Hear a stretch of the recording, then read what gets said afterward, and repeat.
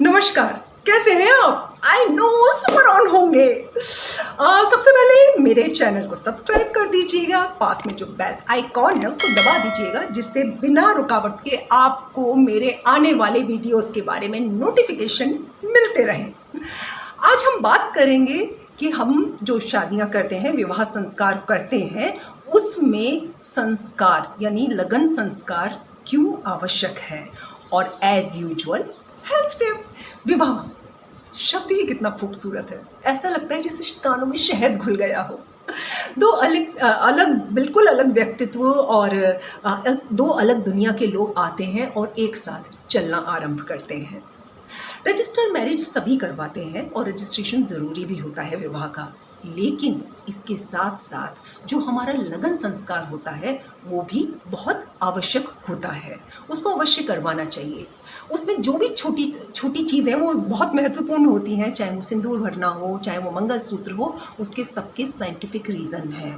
विशेषकर कन्यादान का मतलब होता है कि जो माता पिता होते हैं वो कहते हैं कि बेटी आज से हमने स्वयं से ही नहीं, पितरों के ऋण से या पितरों से भी तुझे मुक्त किया और हमारा गोत्र परिवर्तित हो जाता है। हम अगले जिस घर में जा रहे होते हैं वही गोत्र हमारा हो जाता है।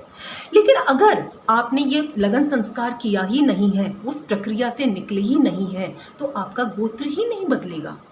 और उसके बाद क्या परेशानियां आएंगी जब आप शादी के बाद आप किसी भी संस्कार में बैठते हैं, बच्चों के जन्मोत्सव में या गृह प्रवेश में या उनके विवाह में, या जो सबसे इम्पोर्टेंट है मृत्यु के बाद भी आपके उस गोत्र के साथ ही पूजा होगी, लेकिन वो पूजा का जो मायने है, जो पूजा का महत्व है, वो आप तक पहुंचेगा ही नहीं, क्योंकि वो पोस्ट किसी जगह पे कर रहा है और आपने अपना पोस्टल एड्रेस ही चेंज नहीं किया।